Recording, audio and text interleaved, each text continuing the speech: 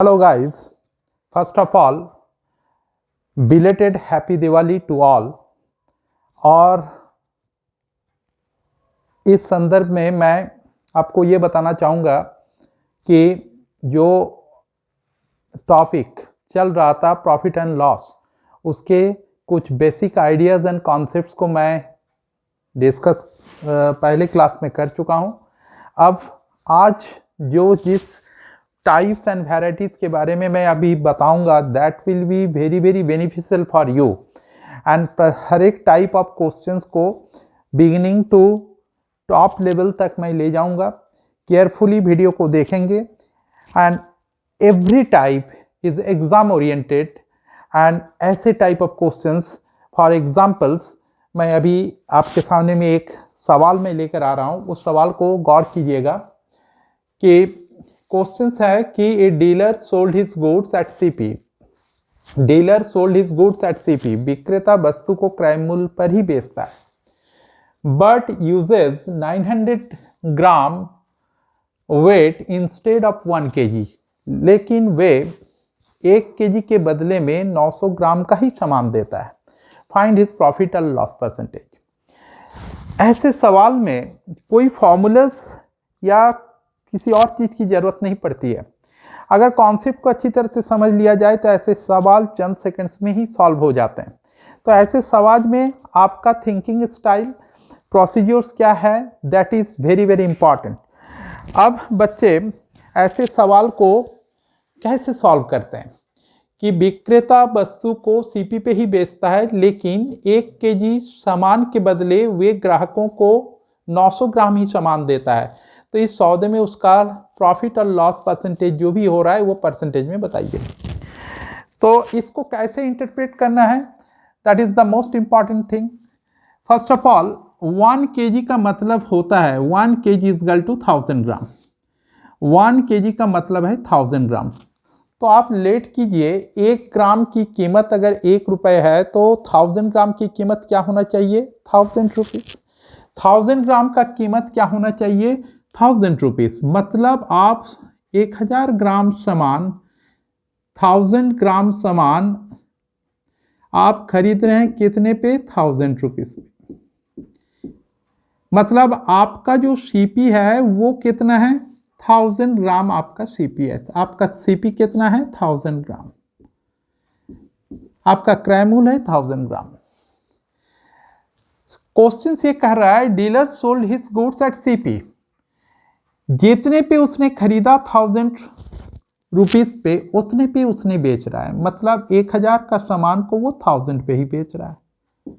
ये पैसा उसको मिला 1000 रुपीज़। बट लेकिन सामान देते वक्त, जब वो सामान दे रहा था ग्राहकों को, वो कह रहा था तो 1 kg दे रहे हैं, लेकिन देते वक्त उसने 900 ग्राम ही सामान दिया। इट मीन्स उसने बेईमानी की। उसने अपने ग्राहकों के साथ क्या किया, बेईमानी की। इट मीन्स जो सामान वो दे रहा है वो दे रहा है 900 ग्राम। तो 900 ग्राम का एक्चुअल कीमत पर ग्राम का अगर 1 रुपये है तो 900 ग्राम का एक्चुअल कीमत कितना हो रहा है, 900। तो उसका एक्चुअल सीपी, जो उसका इन्वेस्टमेंट हो रहा है, एक्चुअल सीपी 900 ग्राम का कीमत कितना है, 900 रुपये। तो उसका एक्चुअल सीपी 900 है, एक्चुअल रिकवरी सेलिंग कितना है, 1000। मतलब 900 का इन्वेस्टमेंट करके उसने 1000 रुपये लिए। तो व्हाट इज इज गेन, उसका गेन हो गया कितना, 100 रुपये का गेन हुआ। What is is real investment, जितना का सामान दिया वही उसका रियल इन्वेस्टमेंट है। तो उसका रियल इन्वेस्टमेंट कितना है बच्चे, 900। 900 पे 100 का लाभ, परसेंटेज के लिए 100 से गुना कर दो, काट दो इसको। 1000/9 का मतलब कितना होता है, 11, 1/9%। ये उनका क्या हो गया, गेन हो गया। तो ऐसे सवाल को अगर इस प्रकार से अगर आप इंटरप्रेट करते हैं तो कभी भी आपको दिक्कत का सामना नहीं करना पड़ेगा। अब बच्चे देखिए, 1 ग्राम का कीमत 1 रुपये, 1000 ग्राम का कीमत 1000 रुपये। लेट कीजिए, मान लीजिए सीपी 1000 का सामान उसने 1000 पे ही बेचा, मतलब उसका एसपी है 1000। लेकिन सामान देखते वक्त उसने 900 ग्राम का सामान दिया, तो 900 ग्राम का एक्चुअल सीपी क्या होना चाहिए? 900 रुपए। तो उसका इन्वेस्टमेंट 900 है, उसका रिकवरी है 1000। लाभ उसने कितना कमाया? 100 रुपए लाभ कमाया। उसका रियल इन्वेस्टमेंट है 900, परसेंटेज के लिए 900 पे 100 का लाभ और इंटू में 100 कर दिए, तो आपका प्रॉफिट परसेंटेज कितना हो गया? 11 1/9% गेन। ठीक है, ये तो एक सवाल मैंने करवाए। इसी बेस पे दूसरा एक सवाल मैं करवाता हूं, उसको आप लोग नोट कीजिए।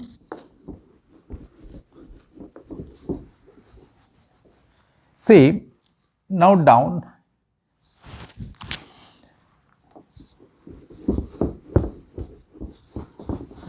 दूसरा क्वेश्चन लिखिए।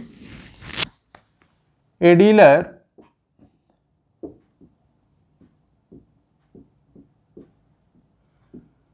sold his goods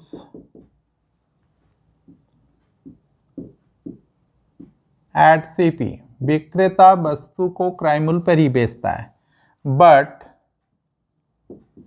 gives 60 kg weight instead of 75 kg। 75 kilo के बदले में वे 60 केजी का सामान देता है। Find profit percentage, find profit percentage.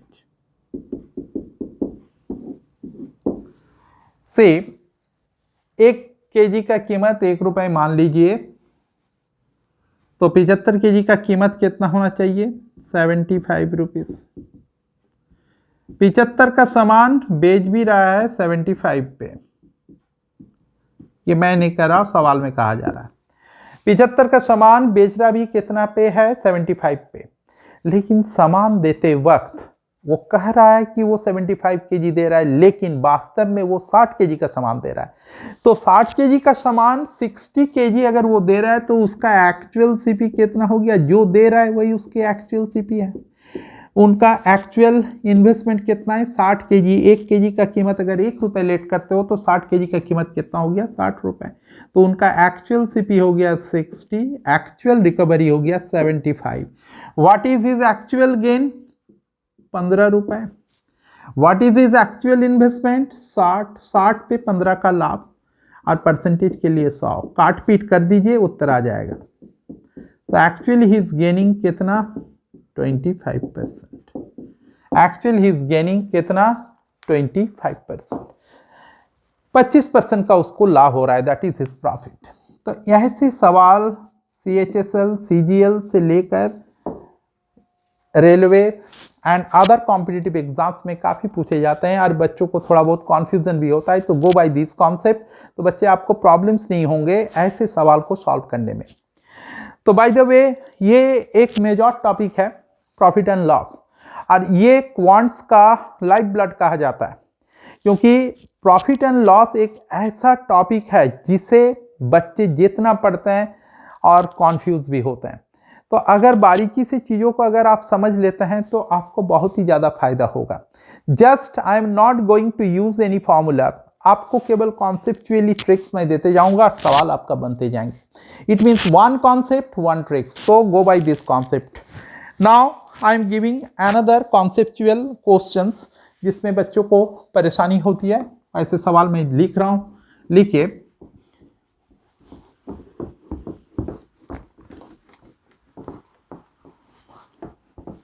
Write down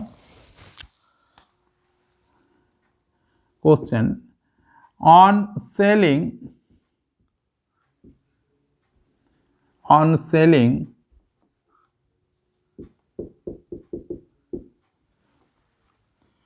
48 article for ₹75,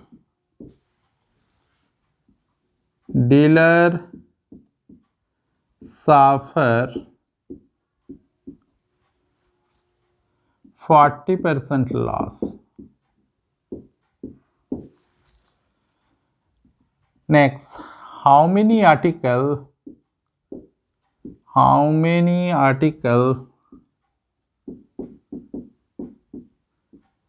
he must sell for ₹75 to have 20% gain। इसको मैं हिंदी में पढ़ के सुनाता हूं। 75 रुपए में 48 वस्तु को बेचने पर 75 रुपए में 75 रुपीज में 48 वस्तु को बेचने पर विक्रेता को 40% की हानि होती है।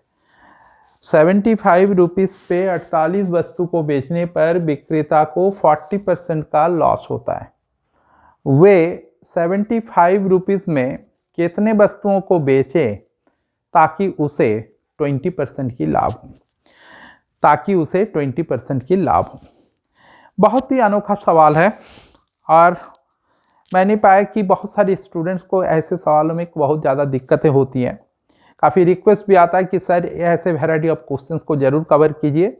तो मैं ऐसे सवाल को कैसे सॉल्व करता हूं ताकि आपको भविष्य में ऐसे सवालों में दिक्कतें ना आए। बच्चे अब एक बात देखिए, अगर आप 48 आर्टिकल को बेच रहे हो तो आपको लॉस हो रहा है। अगर आपको प्रॉफिट कमाना हो तो सीधी सी बात है आपको आर्टिकल कम बेचने पड़ेंगे, मतलब उत्तर 48 से कम आएगा। बट कैसे इसको फ्रेमिंग करें सवाल को, एक चीज देखिए आप यहाँ पे ऐसे सवाल को कैसे करते हैं। 48 आर्टिकल का सीपी कितना है, एसपी कितना है 75, तो एक आर्टिकल का कितना हो जाएगा 75 रुपीज बाई 48, एसपी निकल गया एक आर्टिकल का। क्वेश्चंस में आपका एसपी 40% लॉस पे है तो इसको क्या करना है, डिवाइडेड बाय 100 माइनस 40, 60 से गुना कर दो, नीचे में 60 से भाग। कितने लाभ पे आप बेचना चाहते हो, 20% गेन पे, तो गुना पे 120। जो चाहते हो उसको गुना, पहला वीडियो में मैंने बताया था, जो चाहते हो उसको गुना, जहां पर एसपी स्टैंड कर रहा है उससे डिवाइड।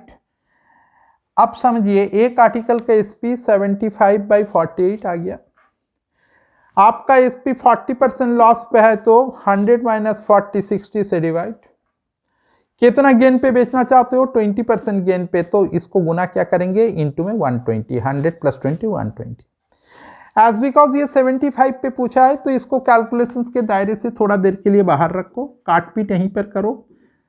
ये 2 से कट गया 24, आ गया उत्तर 75 रुपए पे कितने आर्टिकल, 24 आर्टिकल हो गया उत्तर। मतलब 75 रुपीज पे आप 24 आर्टिकल को बेचोगे तो आपका उत्तर कितना आ गया, 24 आर्टिकल। एक लाइन का सॉल्यूशन है बच्चे। अगर ये प्रॉफिट पे होता तो 100 प्लस प्रॉफिट से डिवाइड, लॉस पे होता 100 माइनस लॉस से गुना।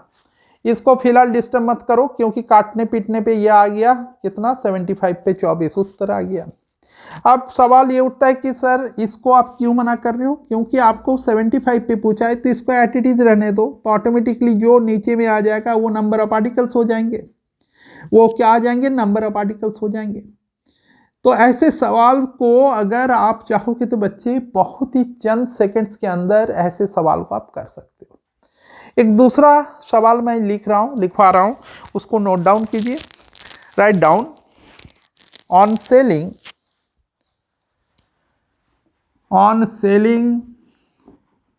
42 आर्टिकल फॉर ₹80, लिखिए on selling 42 article for ₹80, dealer suffer 30% loss, विक्रेता को 30% की हानि होती है। अब लिखिए how many article he must sell to have 5% gain। क्या करना है, 80 रुपए में 42 आर्टिकल को बेचने पर 30% की हानि होती है।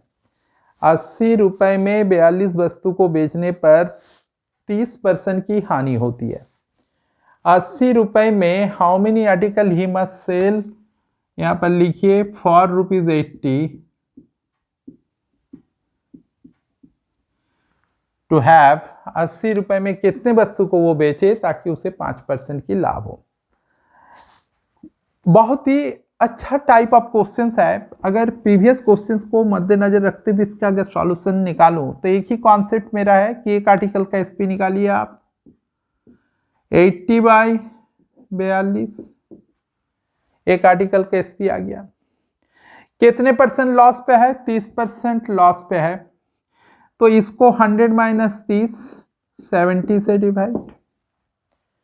आपका एसपी अगर लॉस प्लेटफॉर्म में है तो लॉस से डिवाइड करेंगे, 100 - 30 तो 70 से डिवाइड। इसे आप कितने पे बेचना चाहते हैं ताकि आपको 5% की लाभ हो, तो इसको 100 - 5 मतलब 105 से गुना।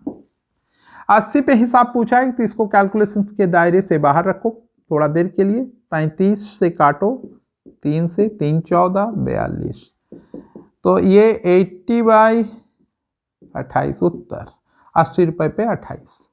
अगर आपसे पूछता 40 रुपए में कितना, तो 80 पे 28, 40 पे इसका आधा कर दो। अगर पूछता 20 रुपए में कितना है तो 20 रुपए 80 पे 80, तो 20 मतलब 1/4 ऑफ 80, तो 1/4 ऑफ 28 हो जाता, 7 हो जाता। इट मीन्स ये इस रेफरेंस पॉइंट से आप 80 के मल्टीपल्स पे कोई भी नंबर्स निकाल सकते हो। तो आपका 2 सेकेंड्स में आंसर आ गया। And go by this tricks. ऐसे ट्रिक्स हर सवाल में आपको दिए जाएंगे और ऐसे ट्रिक्स को माइनॉटली कॉपी में नोट करके आप इन टॉपिक के जो अच्छे सवाल हैं जिस पे कॉन्सेप्चुअली दिक्कत होती है, इन सब सवालों में आपको टाइम टू टाइम मैं वीडियो प्रोवाइड करते रहूँगा। बच्चे इसे अधिक से अधिक संख्या में आप लोग सब्सक्राइब करें। अगर आपको पसंद आए अपने फ्रेंड सर्कल्स में दें ताकि मैं भी मोटिवेटेड रहूं और बेस्ट आउटपुट आपको मैं प्रोवाइड कर सकूं। तो इट मीन्स अगर आप इसको बारीकी से पढ़ेंगे तो आप देखेंगे कि आपको बहुत ज़्यादा बेनिफिट होगा। And go by this concept and rules. फिर अगले वीडियो में मैं फिर और 2-3 टाइप ऑफ क्वेश्चंस आपको पेश करूंगा, बताऊंगा।